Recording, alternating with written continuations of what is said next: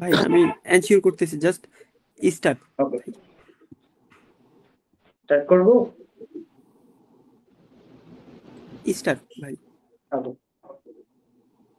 আসসালামু আলাইকুম দর্শক, সবাইকে স্বাগত জানাচ্ছি জগন্নাথ বিশ্ববিদ্যালয় ডিবেটিং সোসাইটি এবং এলএনএস এর যৌথ উদ্যোগে আয়োজিত জকসু বিষয়ক আলোচনা 2025-এর দ্বিতীয় এপিসোডে। সঙ্গে আছে আমি মোহাম্মদ মেহেদী হাসান কাউসার। দর্শক, ডাকসু নির্বাচন শুরু হবার পর থেকেই বাংলাদেশের সকল বিশ্ববিদ্যালয়গুলোতে ছাত্র সংসদ নির্বাচনে যে হাওয়া বইতে শুরু করেছে, সেই হাওয়া একটু দেরিতে হলেও জগন্নাথ বিশ্ববিদ্যালয় এসে লেগেছে। এবং জগন্নাথ বিশ্ববিদ্যালয় প্রশাসন আমাদেরকে জানিয়েছে যে আগামী নভেম্বর মাসের 27 তারিখে জকসু নির্বাচন অনুষ্ঠিত হবে। এবং 38 বছর পর জগন্নাথ বিশ্ববিদ্যালয়ের ইতিহাসে এই প্রথমবার জকসু নির্বাচন আয়োজিত হবে। জকসু নির্বাচন যবে থেকে ঘোষণা দেওয়া হলো, এরপর থেকেই আমরা দেখতে পেরেছি যে জগন্নাথ বিশ্ববিদ্যালয়ের শিক্ষার্থীদের যে কোনো আড্ডায় আসলে কথা বলার প্রথম টপিকটাই আসে জকসু নির্বাচন নিয়ে। জকসু নির্বাচনে তারা কাকে ভোট দিবে, কারা কারা প্রার্থী হচ্ছেন, সেই বিষয়ে আসলে তারা আলোচনা করে থাকেন। তো আজকে আমাদের আলোচনার টপিকটাও সেটা, জকসু নির্বাচন 2025। সেখানে আসলে আহ বেশ হাই হাই পদেই বা একদম পিপি কিংবা জিএস পদে যারা নির্বাচন করবে, এরকম কয়েকজনের সাথে আমরা আসলে আজকে তারা আমাদের অতিথি হিসেবে এসেছেন। আমাদের সঙ্গে যে অতিথিরা রয়েছেন তাদেরকে সাথে আমরা একটু পরিচয় করে দিতে চাই। সবার প্রথমে আমাদের সঙ্গে আছেন জনাব ইভান তাসিফ। তিনি জগন্নাথ বিশ্ববিদ্যালয় সমাজতান্ত্রিক ছাত্র ফ্রন্টের সভাপতির দায়িত্ব পালন করছেন। সঙ্গে আছেন জনাব এ কে এম রাকিব, সভাপতি জগন্নাথ বিশ্ববিদ্যালয় শাখা ছাত্র অধিকার পরিষদ। সঙ্গে আছেন শাহিন মিয়া, সদস্য সচিব জগন্নাথ বিশ্ববিদ্যালয় শাখা বাংলাদেশ গণতান্ত্রিক ছাত্র সংসদের সদস্য সচিব তিনি। সঙ্গে আছেন মাসুদ রানা, যিনি কেন্দ্রীয় সদস্য বাংলাদেশের এবং সাবেক আহ্বায়ক বৈষম্য বিরোধী ছাত্র আন্দোলন। এছাড়াও আমাদের সঙ্গে আছেন জগন্নাথ বিশ্ববিদ্যালয়ের সাধারণ শিক্ষার্থীদের মাঝে তুমুল জনপ্রিয় একজন মুখ। তিনি স্বতন্ত্র থেকে সাহিত্য প্রকাশনা ও সাংস্কৃতিক সম্পাদক পদপ্রার্থী জনাব তাসিম আহমেদ। আপনাদের সকলকে অসংখ্য ধন্যবাদ, আপনারা আপনাদের মূল্যবান সময় থেকে আমাদেরকে সময় দিয়েছেন। তো আমাদের দর্শকদের উদ্দেশ্যে আমরা একটু বলতে চাই, আপনারা এলএনএস এর ফেসবুক পেজ এবং ইউটিউব থেকে সরাসরি আমাদেরকে দেখতে পাবেন, এবং আপনারা আপনাদের যদি কোনো প্রশ্ন থাকে এনাদের কাছে, আপনারা অবশ্যই প্রশ্নটা কমেন্ট করতে পারেন। আপনাদের প্রশ্ন আমরা তুলে ধরার সর্বোচ্চ চেষ্টা করব। দর্শক, আর কথা না বাড়িয়ে আমরা আসলে আলোচনায় চলে যেতে চাই।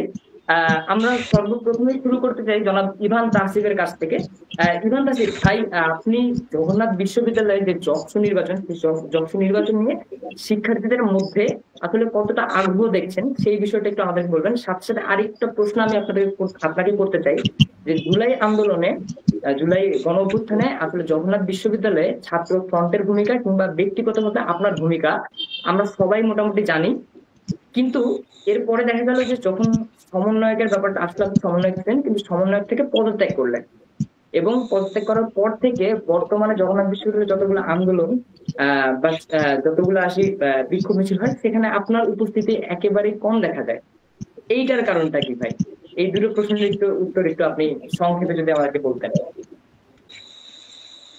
জি, কাউসার, ধন্যবাদ আপনাকে। এবং আজকে লাস্ট নাইট স্কলার্স এর উদ্যোগে এই যে আয়োজন, এখানে যারা আমাদেরকে দেখছেন এবং শুনছেন, আমার সাথে উপস্থিত অন্যান্য অতিথিবৃন্দ, সবাইকেই শুভেচ্ছা জানাচ্ছি। আসলে অনেকগুলো প্রশ্ন আপনি করলেন। আমাকে শুরুতেই বলতে হবে যে মানে জকসু নিয়ে ক্যাম্পাসের যে আমেজটা আমরা দেখতে পেলাম, মানে অন্তত আমি যেভাবে দেখতে পেয়েছি, অন্যান্য ক্যাম্পাসে জকসু ছাত্র সংসদ নির্বাচন নিয়ে কিন্তু অনেক চ্যালেঞ্জ ছিল। মানে ঢাকা বিশ্ববিদ্যালয়ের ব্যাপারটা ভিন্ন হলেও জাহাঙ্গীরনগর, রাজশাহী বিশ্ববিদ্যালয় আমরা দেখেছি যে ছাত্ররা কিন্তু একটা দ্বিধায় যেমন আছে, আবার আগ্রহ আছে ছাত্র সংসদ নির্বাচন নিয়ে। কিন্তু জগন্নাথ বিশ্ববিদ্যালয়ের ক্ষেত্রে আমরা দেখতে পেলাম যে এখানে কিন্তু একটা ব্যাপক আগ্রহ আছে ছাত্রদের মধ্যে, এবং আমরা এখন পর্যন্ত আশাবাদী যে একটা খুবই অংশগ্রহণমূলক ছাত্র সংসদ নির্বাচন কিন্তু আমাদের ক্যাম্পাসে হবে, জগন্নাথ বিশ্ববিদ্যালয় হবে। কারণ জকসু রোড ম্যাপ ঘোষণা করার ঠিক পরের দিন থেকেই ক্যাম্পাসে কিন্তু একটা ব্যাপক আকারে এটা নিয়ে আলাপ আলোচনা হচ্ছে। সবাই খুব আগ্রহী, কে কে অংশগ্রহণ করবে সেই ঘোষণাও অলরেডি আমরা কিন্তু দেখতে পেয়েছি। তো আসলে তো জকসু নির্বাচন এটা কিন্তু জগন্নাথ বিশ্ববিদ্যালয়ে আজকে প্রায় 20 বছর পেরিয়ে একটা বিশ্ববিদ্যালয় ক্যাম্পাস সে প্রথম একটা ছাত্র সংসদ নির্বাচন করবে, এরকম একটা জায়গায় এসে পৌঁছেছে। এবং এটার জন্য আপনারা জানেন যে আমরা ক্যাম্পাসে আসার আগেও আমাদের পূর্ববর্তী আমাদের পূর্বসূরি শিক্ষার্থীরাও কিন্তু আসলে এই যোগসু ইলেকশনের জন্য একটা ধারাবাহিক আন্দোলন করেছিলেন, এবং তারই ধারাবাহিকতায় আমরাও কিন্তু আন্দোলনে ছিলাম। যে একটা ছাত্র সংসদ নির্বাচন কিন্তু আসলে ক্যাম্পাসের একটা গণতান্ত্রিক পরিবেশ, যেটা আমরা বলছি যে জুলাই গণঅভ্যুত্থান পরবর্তী সময় যেন এখানে ছাত্রলীগের মতো করে আরেকটা মানে কনসেন্ট্রেটেড শক্তি যারা এককভাবে একচেটিয়া ক্যাম্পাসকে নিয়ন্ত্রণ করবে, দখলদারিত্ব চালাবে, সন্ত্রাস দমনপীড়ন চালাবে, সেরকম যেন কোনো শক্তির উত্থান না হয়। সেই জায়গা থেকে একটা ছাত্র সংসদ নির্বাচন আমাদেরকে রক্ষা করতে পারে বা এই গণতান্ত্রিক পরিবেশটাকে একটা ধারাবাহিক রূপ দিতে পারে বা এটাকে একটা স্থায়ী রূপ দিতে পারে। তো সেই জায়গা থেকে প্রশাসন যে এতদিন পর একটা পদক্ষেপ নিলেন, এটাকে আমরা সাধুবাদ জানাই। এবং একই সাথে আমরা এটাও বলছি যে আমরা কিন্তু প্রশাসনের দিক থেকে মানে বারবার দেখেছি এটা নিয়ে নানান ধরনের হেলাফেলা ছিল, নানান ধরনের এটা নিয়ে টালবাহানা ছিল। ফলে শেষ পর্যন্ত যোগসু ইলেকশন যদি সুষ্ঠু ভাবে না হয়, মানে যোগসু সুষ্ঠু হওয়ার আগ পর্যন্ত, সুষ্ঠু একটা নির্বাচন হওয়ার আগ পর্যন্ত কিন্তু আমরা একটা সচেতন ভূমিকায় ক্যাম্পাসে অবস্থান করব এবং অন্যদের প্রতিও আমাদের সেই আহ্বানটা থাকবে।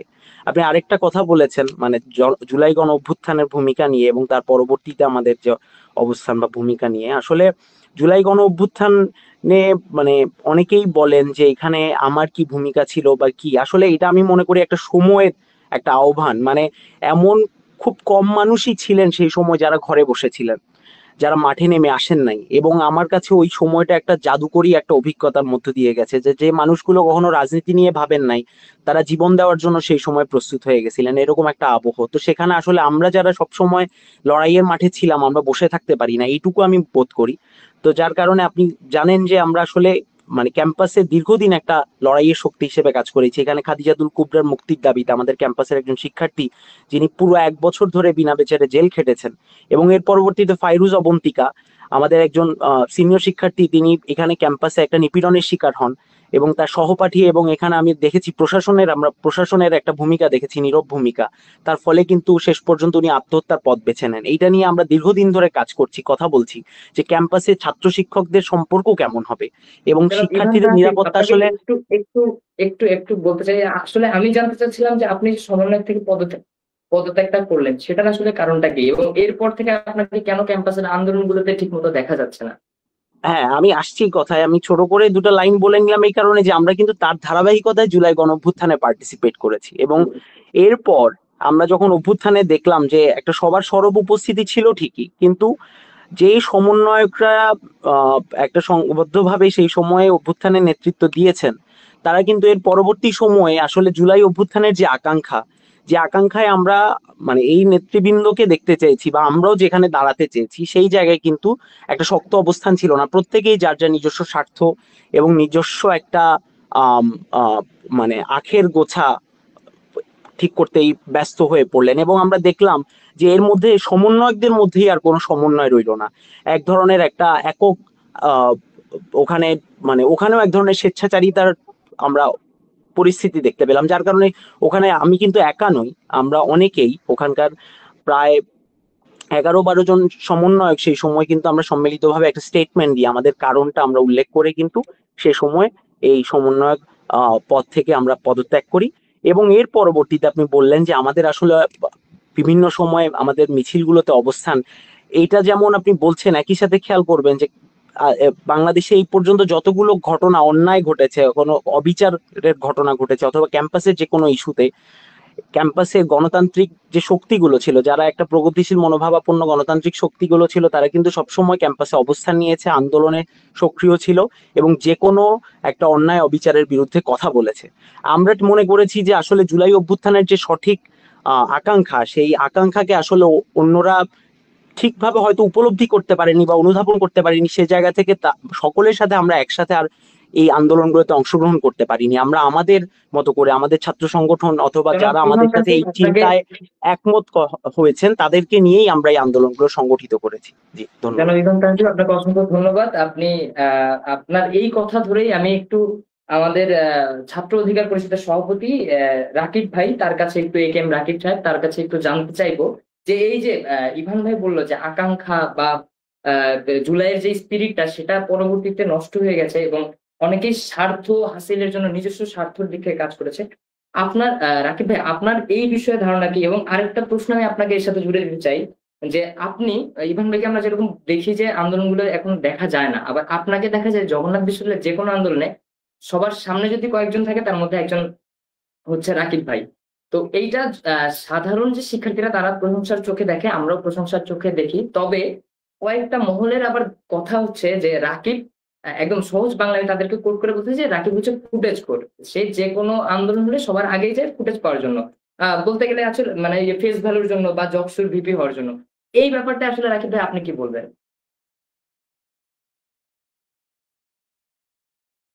ভাই আপনি মিউটে আছেন, রাকিব ভাই আপনি মিউটে আছেন, একটু আনমিউট করে নেবেন কাইন্ডলি। বিসমিল্লাহির রহমানির রহিম। ধন্যবাদ। আজকে আমার যারা সহ আলোচক আছেন এবং যারা এই অনুষ্ঠান দেখছেন সকলকে আমার সালাম, আসসালামু আলাইকুম। দেখেন আমি আমার এক বড় ভাই আমার জেলার খুব ক্লোজ বড় ভাই 12 ব্যাচের হঠাৎ ইন্তেকাল করেছেন। ভাইয়ের সাথে আমার খুব মানে ওতপ্রোতভাবে একটা সম্পর্ক ছিল, যার কারণে আমি মেন্টালি কেমন নিজেকে ঠিক রাখতে পারছি না। তারপরেও আমার সম্ভবত একটু বের হওয়া লাগবে, আমি দুঃখ প্রকাশ করছি। আপনার কয়েকটা প্রশ্নের উত্তর আমি একটু দিচ্ছি। সেটা হলো, প্রথমত আসলে জুলাইয়ের আকাঙ্ক্ষাটা কেন নষ্ট হলো, আপনি এরকম একটা কোশ্চেন করেছেন। দেখেন, আমার ব্যক্তিগত যে ধারণা ছিল সেই ধারণাতে হলো এরকম যে আসলে যে জুলাই আহ, যেভাবে আমরা পেয়েছি এভাবে আমরা ব্যবহার করতে পারিনি। এর একটা কারণ হলো যে মানে আমরা এটার অংশীদারিত্ব, আমরা যেটা সবাইকে নিয়ে কাজ করা দরকার ছিল, যেভাবে ইনক্লুসিভ ওয়েতে আমরা আন্দোলনটা করেছি, আন্দোলনের সময় যেভাবে আমি আমার পাশে কে দাঁড়িয়ে আছে সেটা দেখিনি, সেইভাবে যদি জুলাইয়ের পরে যদি আমরা এই জুলাইয়ের সমগ্র ক্রেডিট ব্যক্তিগত বা নিজস্ব কোনো ব্যক্তিকে গোষ্ঠীকে না দিয়ে যদি সবাইকে দিতে পারতাম, তাহলে আমার কাছে মনে হচ্ছে জুলাইয়ের যে সত্যিকারের যে স্পিরিট, এই স্পিরিটটাকে আমরা ধরে রাখতে পারতাম এবং কাজ করতে পারতাম। অনেকগুলো কারণ থাকতে পারে, তার মধ্যে আমার কাছে এটা হলো প্রধান কারণ যে জুলাই হওয়ার পরে জুলাইয়ের যে ক্রেডিট, এই ক্রেডিটটা কোনো ব্যক্তি গোষ্ঠী নিজের করে জাস্ট একার করে নিজস্ব সম্পত্তি করার কারণেই জুলাইয়ের আকাঙ্ক্ষা বাস্তবায়ন হয় না। আরেকটা আপনার কোশ্চেন ছিল আসলে যে আন্দোলন সংগ্রামে দেখে ভালো লাগা, কিন্তু আবার অনেকে বলে যে ফুটেজ বিষয়টা। আসলে দেখেন, আমার বাকশাসের সদস্য সচিব আছেন, ওনার একটা কথা আমার প্রায় ভালো লাগে, যে উনি বলেন যে আন্দোলন করতেছি, ফুটেজ তো আমার লাগবেই। তো আসলে যে কাজ করে তাকেই সামনে দেখা যায়, যে কাজ করে না তাদেরকে আসলে আপনি খুঁজে পাবেন না, বা তাদের ভুল ত্রুটি আপনি পাবেন না। তো সেই জায়গা থেকে আমি 2018 সাল থেকে ক্যাম্পাসে আসার পরেই কোটা আন্দোলন পেয়েছি, এবং কোটা আন্দোলনের পরে বিশ্ববিদ্যালয়ে যতগুলো যৌক্তিক আন্দোলন ছিল আমি প্রত্যেকটা যৌক্তিক আন্দোলনে ছিলাম। এখন আজকে আপনি 5 তারিখের পরে আসছেন, আপনি হয়তো দেখছেন যে আমাকে কিছু আন্দোলনে, কিন্তু 5 তারিখের আগে কিন্তু এত ফুটেজ ছিল না, বা 5 তারিখের আগে কিন্তু অনেক সংখ্যা ছিল। ক্যাম্পাসে কথা বলা, ক্যাম্পাসে ছাত্রলীগের রক্তচক্ষুকে উপেক্ষা করে ক্যাম্পাসে দাঁড়িয়ে থাকাটা অনেকটা চ্যালেঞ্জিং ছিল। তো সেই সময় আমরা কাজ করেছি, আমি কাজ করেছি। তাহলে যদি ফুটেজের কথা আসতে হয় তাহলে হয়তো আপনি বলতে পারেন যে 5 তারিখের পরেই আমি সবার সামনে আসছি, বা 5 তারিখের পরেই আমি যে কোনো আন্দোলনে সবার সামনে আসতেছি, তাহলে আপনি বলতে পারতেন। কিন্তু আমার বেসটা তো 5 তারিখের পরে না, আমি 5 তারিখের আগে থেকেই ক্যাম্পাসের দ্বিতীয় ক্যাম্পাস আন্দোলন বলেন, আমাদের হলগুলোর যে দখল হয়ে যাচ্ছে এগুলোর বিরুদ্ধে, বা হাজি সেলিমের বিরুদ্ধে কাজ করা বলেন, আমাদের মাঠের বিরুদ্ধে, মাঠ যে দখল হয়ে যাচ্ছে সেগুলো, আমি মানে সকল যৌক্তিক কাজগুলোতে আমি ছিলাম। তাহলে এই জায়গা থেকে বোঝা যায় যে যারা বলে যে আসলে ফুটেজ নিতে আসছে, তারা আসলে নিজস্ব উদ্দেশ্য বা কাউকে ঘায়েল করার জন্য তারা এগুলা বলে। এগুলো আমার ব্যক্তিগত মতামত। আচ্ছা, আর অনেক ধন্যবাদ রাকিব ভাই। এখন আমরা আর কি আমরা যতটুকু জানতে পারলাম যে জবে ছাত্রদলের যুগ্ম আহ্বায়ক আসিফুর রহমান হাসিব তিনি মারা গিয়েছেন কিছুক্ষণ আগে। আমরা আমরা তার স্মরণে এই লাইভে 1 মিনিট আসলে নীরবতা পালন করতে চাই। তিনি আমাদের বড় ভাই হিসেবে আমরা এতটুকু সম্মান আসলে দিতে পারি।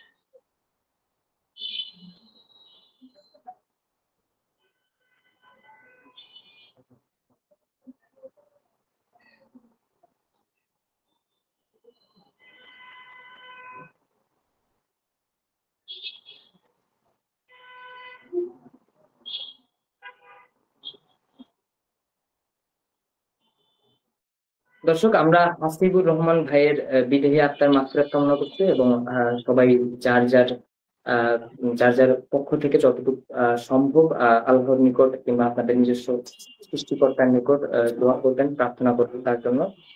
আমরা যদি আমাদের আলোচনায় ফিরতে চাই, আমরা এ কে এম রাকিব ভাইয়ের শেষের কথাটুকু নিয়েই আসলে যদি শাহিন ভাইয়ের কাছে যেতে চাই। ভাই যেটা বললো যে এই জুলাই আগস্টের আগে ছাত্রলীগের কারণে আসলে অন্যান্য সংগঠনগুলো তেমন একটা স্পেস পাইনি। তো শাহিনিয়া ভাই, আপনি আপনার সম্পর্কে তো একটা, আপনি নিজেও জানেন যে জগন্নাথ বিশ্ববিদ্যালয়ে প্রাক্তন যে ছাত্রলীগের সভাপতি সেক্রেটারি আক্তার সাহেব এবং ফরাজি সাহেব, তাদের সাথে আপনার বেশ কিছু ছবি আছে, সেগুলো নিয়ে মাঝে মাঝেই নানা মহলে আলোচনা হয়, সমালোচনা হয়। এবং আপনি কিছুদিন আগে আপনি নিজে একটা পোস্ট দিয়েছেন আপনার সাথে ছাত্রলীগের সম্পৃক্ততা নিয়ে, এবং সবশেষ আপনার জুলাই অভ্যুত্থানের সময় থেকে যে ছাত্রলীগ থেকে আপনি পদত্যাগ করেছেন সেই বিষয়টা নিয়ে, সেটা নিয়ে আসলে পোস্টটা কেন দিতে হলো ভাই? আপনার উপর কি কোনো চাপ ছিল, কিংবা কিংবা আপনার ছাত্রলীগের থেকে পদত্যাগ করার বিষয়টা এবং জুলাই আন্দোলনটা নিয়ে যদি আপনি কিছু বলতে চান?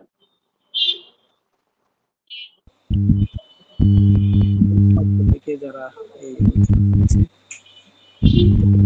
এই বিষয়গুলো বললেন, আসলে আপনি কথা বলার সুযোগ দিয়েছে আমাদের জুলাই। আপনার সাউন্ডটা একটু স্লো আসছে, একটু যদি জোরে বলতেন।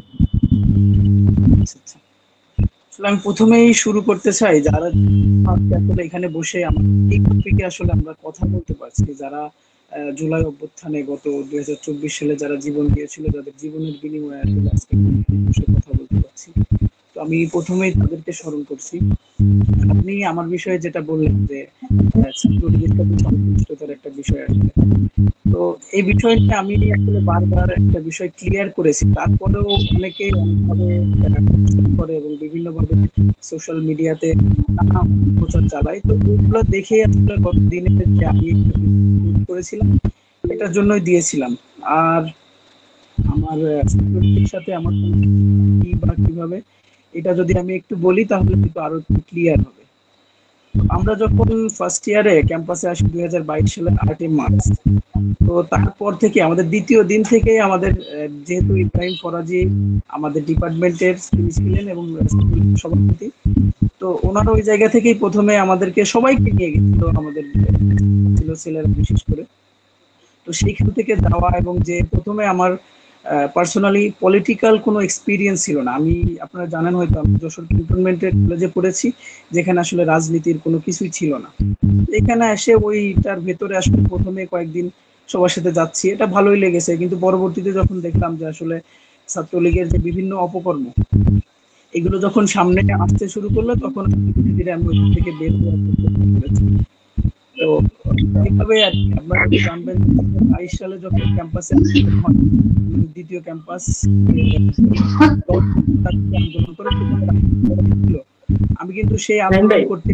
শাহিন ভাই, আপনাকে একটুখানি সময়, আপনার কাছে আমরা ক্ষমা চাচ্ছি, একটুখানি সময় চেয়ে নিচ্ছি। রাকিব ভাই আসলে হাসিব ভাইয়ের সাথে যে অনাকাঙ্ক্ষিত ঘটনা ঘটলো, হাসিবের মৃত্যুর কারণে হাসিবকে দেখতে আসলে হাসপাতালে যেতে চাচ্ছেন। আমরা একটু রাকিব ভাই থেকে 1 মিনিট সময় চেয়ে নিচ্ছি। ভাই 1 মিনিটে একটু যত্ন নিয়ে ছাত্র অধিকার পরিষদ কিংবা আপনার যে ভবিষ্যৎ পরিকল্পনা, সেটা একটা 1 মিনিটে বলে যদি আমাদেরকে ছেড়ে দিতেন তাহলে ভালো হতো। সরি, প্রশ্নটা একটু আবার করবেন দর্শক নিয়ে। জগন্নাথ বিশ্ববিদ্যালয়ের যে ছাত্র সংসদ নির্বাচন, সেই ছাত্র সংসদ নির্বাচন নিয়ে আপনার ব্যক্তিগত ভবিষ্যৎ পরিকল্পনা এবং ছাত্র অধিকার পরিষদের যে ভবিষ্যৎ পরিকল্পনা। দেখেন, ছাত্র সংসদ নির্বাচন নিয়ে ছাত্র অধিকার আর ভিন্ন কিছু ভাবছে না। কারণ ছাত্র অধিকার মনে করে যে বিগত দিনে তারা শিক্ষার্থীদের জন্য যে কাজগুলো করে আসছে, শিক্ষার্থীদের অধিকার আদায়ে যেই লড়াই সংগ্রাম তারা চালিয়ে আসছে, শিক্ষার্থীদের হয়ে প্রশাসনের সাথে যে বার্গেনের জায়গাটা তারা করেছে, সেইটা তাদের চলমান থাকবে। এখন শিক্ষার্থীরা যদি চায় যে হ্যাঁ, যে জিনিসগুলো ছাত্র অধিকার পরিষদ এতদিন করছে, সেগুলো পলিসি মেকিং এর জায়গাগুলোতে ছাত্র অধিকার পরিষদকে সুযোগ দেওয়া দরকার, এবং ছাত্র অধিকার তাহলে ওই জায়গাগুলোতে কাজ করবে। আর যদি শিক্ষার্থীরা সুযোগ না দেয়, তাহলে ছাত্র অধিকার আবারও, মানে ছাত্র অধিকার যে ট্র্যাকে ছিল ওই ট্র্যাকের হয়ে ছাত্র অধিকার পরিষদ বিগত দিনের মতো শিক্ষার্থীদের অধিকার আদায়ে কাজ করবে, শিক্ষার্থীদের কণ্ঠস্বর হয়ে কাজ করবে, প্রশাসনের গড়িমসি, প্রশাসনের গাফিলতি নিয়ে আওয়াজ তুলবে। এটাই ছাত্র অধিকার পরিষদের এজেন্ডা। ছাত্র সংসদ নির্বাচনের যে কাজগুলো, যেগুলো যেহেতু আমরা এগুলো আগে থেকেই আমরা শিক্ষার্থী প্রতিনিধি হিসাবে করে আসছি, একমাত্র আমি যেটা বলতে চাই সেটা হলো যে আমি একজন রাজনৈতিক ব্যক্তিত্ব হিসেবে যেভাবে পরিচয় দেই তার চেয়ে বেশি পরিচয় দেই শিক্ষার্থী প্রতিনিধি হিসেবে, এবং আমার কাছে এটাই সবচেয়ে বেশি স্বাচ্ছন্দ্য ফিল করি আমি। তো এইভাবেই আমরা আর কি আমার সামনের দিনগুলোতে আমরা কাজ করব। অনেক ধন্যবাদ রাকিব ভাই। আপনি আসলে চলে যাবেন আমাদেরকে, আপনার ভবিষ্যতের জন্য অনেক শুভকামনা এবং জবসুর জন্য শুভকামনা জানিয়ে আপনাকে আসলে বিদায় দিতে চাই আমরা। অনেক ধন্যবাদ রাকিব ভাই আমাদের সাথে আমিও যুক্ত হওয়ার জন্য। ক্ষমা প্রার্থী, আপনারা ক্ষমা সুন্দর দৃষ্টিতে দেখবেন। ধন্যবাদ সকলকে, আসসালামু আলাইকুম। ভাই, আমরা একটু শাহিন ভাইয়ের কাছে আবার ফিরতে চাই। শাহিন ভাই, আপনি যেখান থেকে শেষ করেছিলেন একটু যদি জানাতেন ছাত্রলীগের সাথে আপনার সম্পৃক্ততা নিয়ে একটু বলতেন। জি, আসলে আমি যেটা বলছিলাম যে 2022 সালে যখন 10 দফা দাবিতে আমাদের দ্বিতীয় ক্যাম্পাসটা সেনাবাহিনীর কাছে দেওয়ার জন্য যে আন্দোলনটা হয়, আমি কিন্তু সেখানে একদম সক্রিয় সামনে থেকে অংশগ্রহণ করি, যেহেতু আমি সেই সময় ফার্স্ট ইয়ারের শিক্ষার্থী ছিলাম। তো তারপরেও আমি সামনে গিয়ে ওইখানে যাওয়ার চেষ্টা করেছিলাম। তো তখন আমাদের তৎকালীন প্রক্টর মোস্তফা কামাল স্যার তিনি ছিলেন। তো তিনি কিন্তু আমাকে প্রক্টর অফিসে প্রায় 3 ঘন্টা মতো আটকে রেখেছিলেন যে কেন আমি এটা নিয়ে আন্দোলন করছি। তো সেইখান থেকে আমাকে রাকিব ভাই সহ আরো কয়েকজন ছিলেন, তারা একটা সাদা কাগজে মুসলেকা নিয়ে, যেটা আমি জীবনের প্রথম এক্সপিরিয়েন্স, আমি কখনো সাদা কাগজে কখনো মুসলেকা দিইনি। তো সেইখানে আমি মুসলেকা দিয়ে আমাকে বাধ্য করা হয়েছিল যে তুমি পরবর্তীতে এই তথ্য কার্যক্রমে যুক্ত হবা না, এরকম দিয়ে নানাভাবে প্রেসার দিয়ে তারপরে ওখান থেকে আমাকে আর কি বের করে দেয়। তো তখন থেকে আসলে আমার ছাত্রলীগ বা আওয়ামী লীগের প্রতি একটা ক্ষোভ জন্মে যে আসলে আমি আমার ক্যাম্পাসের জন্য অধিকারের জন্য কথা বলতে চাচ্ছি, তখন আমি কথা বলতে পারছি না। তো সেই জায়গা থেকে আস্তে আস্তে ধীরে ধীরে আমার ছাত্রলীগ থেকে বের হয়ে আসা। তো লাস্ট যখন জুলাই আন্দোলনটা আসলো, তখন আসলে একদম আমার কাছে মনে হলো যে একটা পিক টাইম। তখন আমি একদম সরাসরি ক্যাম্পাসের যারা ছিল তাদের সামনে প্লাস হচ্ছে সোশ্যাল মিডিয়াতে 15 জুলাই আমি সরাসরি ঘোষণা দিয়ে সেখান থেকে বের হয়ে আসি।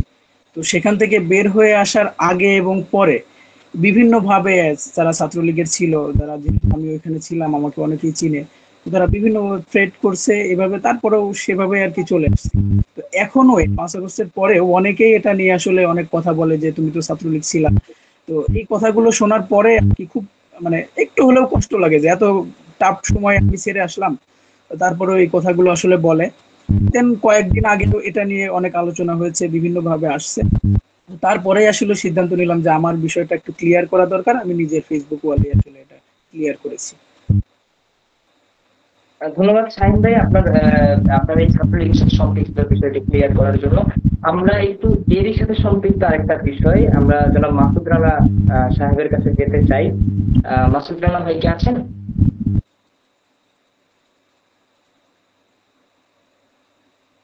মাসুদ রানা, আমাকে শোনা যাচ্ছে?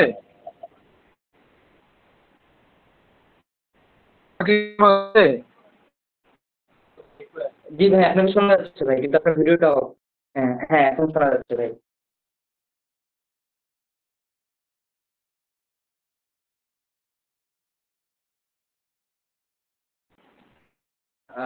আপনি শোনা যাচ্ছে? জি ভাই এখন শোনা যাচ্ছে।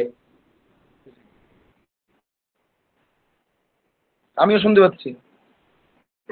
আচ্ছা মাসুদ ভাই, আমরা শাহিন ভাইয়ের সাথে এই বিষয়টা নিয়ে কথা বলছিলাম যে ছাত্রলীগের সাথে তার সম্পৃক্ততার বিষয় নিয়ে আপনার বিরুদ্ধেও আর কি বেশ কিছু সংগঠনের নেতাকর্মীরা অভিযোগ তোলে এবং সাধারণ শিক্ষার্থীরা একটা কথা বলে যে বৈষম্য বিরোধী ছাত্র আন্দোলনকে, জগন্নাথ বিশ্ববিদ্যালয় শাখার বৈষম্য বিরোধী ছাত্র আন্দোলনকে বিতর্কিত করার ক্ষেত্রে আপনার বেশ বড় একটা ভূমিকা রয়েছে এবং আপনার সাথে আসলে শিবিরের সাথেও একটা সংশ্লিষ্টতা রয়েছে এমন কথা আমরা শুনতে পাই। এই বিষয়ে আসলে মাসুদ রানা সাহেব কি বলবেন?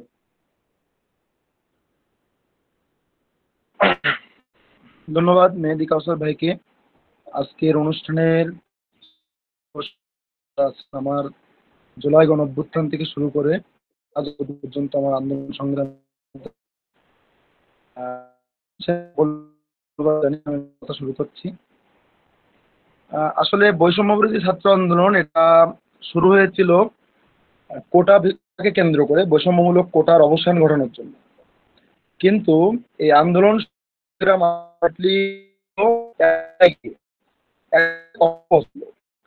যখন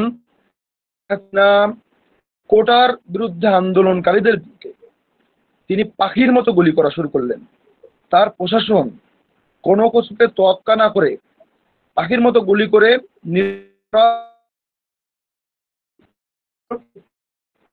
আপনার অভ্যুত্থান যে এক দফা, এটা এক দফা পরবর্তী সময়ে আমরা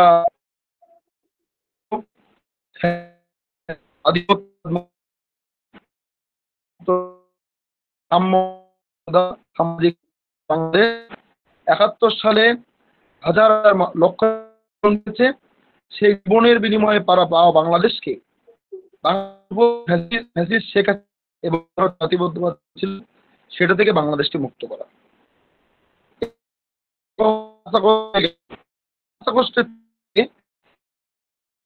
মিলিত যে উদ্যোগ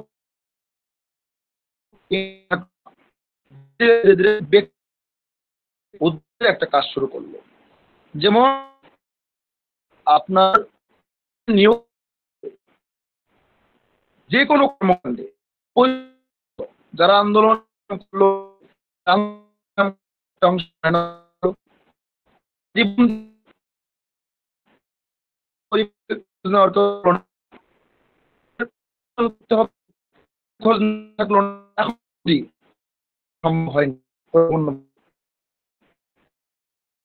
মাসুদ ভাই, আপনার নেটে আপনার ইন্টারনেট কানেকশনে মনে হয় বেশ খানিকটা সমস্যা, আমরা আপনাকে শুনতে পাচ্ছি না, কেটে কেটে যাচ্ছে। আমরা একটু আপনার কাছে পরে আসি। এবং তাহকিম ভাই, আমরা আমাদের জগন্নাথ বিশ্ববিদ্যালয়ের যুগ্ম আহ্বায়ক হাসিব ভাইয়ের মৃত্যুতে শোকাহত, এবং আমরা চাচ্ছি যে আজকের এই অনুষ্ঠানটি আমরা পরবর্তী একদিন করতে। তো আমি তাকিম ভাইয়ের কাছে যে আসলে 2 মিনিটের জন্য একটু একটা কথা শুনে আমি শেষ করে দিতে চাই। আমাদের হাসিব ভাইয়ের এই অনাকাঙ্ক্ষিত ঘটনায় আমরা সবাই শোকাহত। তাকিম ভাই, আপনার কাছে একটা প্রশ্ন, আপনি একদম সংক্ষেপে বলে শেষ করবেন। তাকিম ভাই, এই স্বতন্ত্র থেকে আপনি যে নির্বাচনে দাঁড়াচ্ছেন সাহিত্য প্রকাশনা ও সাংস্কৃতিক সম্পাদক পদে, তো আসলে সংগঠনগুলো, ছাত্র সংগঠনগুলো তারা যে একটা বাজেট নিয়ে নামবে, তারা শিক্ষার্থীদের জনকল্যাণমূলক বিভিন্ন কাজ করে, আমরা যেটা ডাকসুতেও দেখেছি। এবং জগন্নাথ বিশ্ববিদ্যালয় কিছুদিন আগে জগন্নাথ বিশ্ববিদ্যালয় শাখা ছাত্র শিবির তারা 33টা পানি ফিল্টার দিয়েছেন এবং হলে মেয়েদের জন্য বেশ কিছু কল্যাণমূলক কাজ করেছেন। তো স্বতন্ত্র প্রার্থী হিসেবে আপনাদের তো সেই টাকার একটা সংকট থেকেই যায়। তো আপনারা আসলে কিভাবে আপনাদের দিকে ভোটটাকে টানবেন, সেটা যদি একটু একদম সংক্ষেপে বলতেন, আমরা আজকে আমাদের প্রোগ্রামটা শেষ করে দিতে হচ্ছে খুবই এই অনাকাঙ্ক্ষিত ঘটনার ফলে। আচ্ছা, এই অনুষ্ঠানে যুক্ত যারা আছেন বা যারা আমাকে শুনছেন সবাইকে শুভেচ্ছা জানাচ্ছি। যেহেতু আমরা আসলে প্রোগ্রাম, আচ্ছা আমাকে কি শোনা যাচ্ছে? হ্যাঁ হ্যাঁ, শোনা যাচ্ছে ভাই। হ্যাঁ, যেহেতু আমরা প্রোগ্রামটিকে সংক্ষেপ করে ফেলেছি অলরেডি, যেহেতু আমাদের এক ভাই উনি মারা গেছেন, ওনার প্রতি শোক জানিয়ে আমরা এই প্রোগ্রামটিকে আজকে শর্ট করে দিচ্ছি। তো সেক্ষেত্রে আমাকে যে প্রশ্নটি করা হয়েছে যে আসলে হ্যাঁ, এই ব্যাপারটা তো আসলেই থাকে যে যারা হচ্ছে দলীয় প্যানেল গুলাতে যারা দাঁড়াবে, আমি কিন্তু আসলে সেইভাবে এখন পর্যন্ত আমি কিন্তু ঘোষণাও করি নাই যে আমি স্বতন্ত্র থেকে দাঁড়াবো। বাট এটা আসলে মানে সাধারণ শিক্ষার্থী যারা আমার মতো যারা সাধারণ শিক্ষার্থী, তারা আসলে এটা ভেবে নিয়েছে এবং তারা চায় এটা যে আমি কোনো দল থেকে বা কোনো দলীয় জায়গা থেকে আমি আসলে কোনো প্রার্থিতা বা নমিনেশন না নিই। তো সেক্ষেত্রে তাদের চাওয়াটাই তো আসলে আমার কাছে সবচেয়ে বড় চাওয়া। এবং সেক্ষেত্রে আমি যদি আসলে কোনো রাজনৈতিক দলের সঙ্গে যুক্ত না, সরাসরি ভাবে কোনোভাবে আসলে যুক্ত না, হ্যাঁ, সেক্ষেত্রে যেটা হয়েছে যে আমি আসলে তো মানে আমি যদি যোগসূত্রে আমি তো যোগসূত্রে দাঁড়াবো, যদি আমি বোধহয় প্রথম যে যোগসুর রোডম্যাপ ঘোষণা করার পর আমি প্রথমে অফিসিয়ালি প্রার্থিতা ঘোষণা করেছি যে আমি এই পদটার জন্য আমি আসলে দাঁড়াতে চাই। দাঁড়াতে চাওয়া শব্দটা আসলে আমার কাছে একটু অন্যরকম লাগে, আমি আসলে কাজ করতে চাই। এবং আমার কাছে যেটা মনে হয় যে এই ক্যাম্পাসে আমি গত মানে আসলে ওই ছাত্রলীগের আমল বলেন, ওই আমল বলেন, আরো অন্যান্য যে আমল ছিল, আমরা তো ছাত্রলীগের আমলটা পেয়েছি। সেক্ষেত্রে যে আমরা যে খুব একটা কিছু করতে পেরেছি বা করেছি আসলে সেটাও কিন্তু না, আমরা পারি না আসলে। এখন যেহেতু আমরা পারছি, কাজ করছি। এবং আমার একটা মানে যদি বলি একদম সামষ্টিক ভাবে আমার একটা জিনিস মাথায় ছিল যে জগন্নাথ বিশ্ববিদ্যালয়ের শিক্ষার্থী আমরা যারা, বিশেষ করে আমাদের অবস্থানের কারণে আমরা যদি পুরান ঢাকায় থাকি অধিকাংশ শিক্ষার্থী, সেক্ষেত্রে যেটা হয় কালচারাল যে জায়গাগুলো আছে, কালচারাল জায়গাগুলো যদি আমি বলি, আমাদের কালচারে তো অনেক কিছুই আছে, শুধুমাত্র গান বাজনা নাটক সিনেমা এগুলো তো আমাদের কালচারের অংশ না। এছাড়া হচ্ছে আরো অনেক কিছু আমাদের কালচারের অংশ আছে, যেমন হচ্ছে আপনার আমরা যদি আরো আগে দেখি যে আমাদের আগে যে সিনেমাগুলো হয়তো অনেক, ওই সিনেমাগুলোতে আমরা দেখতাম যে মানে শুরু হইতো সিনেমাটা মানে ইয়া দিয়ে, দূরত সুরত দিয়ে শুরু হইতো, ওই সিনেমার অংশটা শুরুর অংশটা এরকম হইতো। তো সেক্ষেত্রে ওয়াজ বলেন, গজল বলেন, হামদনাথ বলেন, এগুলো আসলে আমাদের এই কালচারের অংশ। তো এই জায়গা থেকে আমার কাছে যেটা মনে হয় যে আসলে আমি চেষ্টা করেছি এই জগন্নাথ বিশ্ববিদ্যালয়ে সব ধরনের সার্বজনীন ভাবে সবাইকে নিয়ে কাজ করার এই চেষ্টাটা আমি করেছি, এবং সেটা বোধহয় আসলে আপনারাও দেখেছেন যে আমি কাজ করেছি। এখন আমাকে যে প্রশ্নটি করা হয়েছে আসলে যে আমি যেহেতু এই জায়গাটাতে কাজ করি, অলরেডি আমি কাজ করছি, কারণ হচ্ছে মানুষ নির্বাচনে যখন দাঁড়ায় তাদের একটা নির্বাচনী ইশতেহার থাকে, তারা কি কি করতে চায় শিক্ষার্থীদের জন্য। তা আসলে আমার মনে হয় সেক্ষেত্রে ইশতেহারটা আসলে আমার বলার প্রয়োজন নাই, ইশতেহারে যে কাজগুলোর কথা বলা থাকবে কাজগুলো আসলে আমি করি, রেগুলার বেসিসে আমি করি। তো এখন সেক্ষেত্রে যেটা হয়েছে, সেক্ষেত্রে আমার পকেটের কোনো টাকা আসলে খরচ হয় না, এবং সেখান থেকে আর্থিকভাবে আমিও কোনো লাভবান হই না।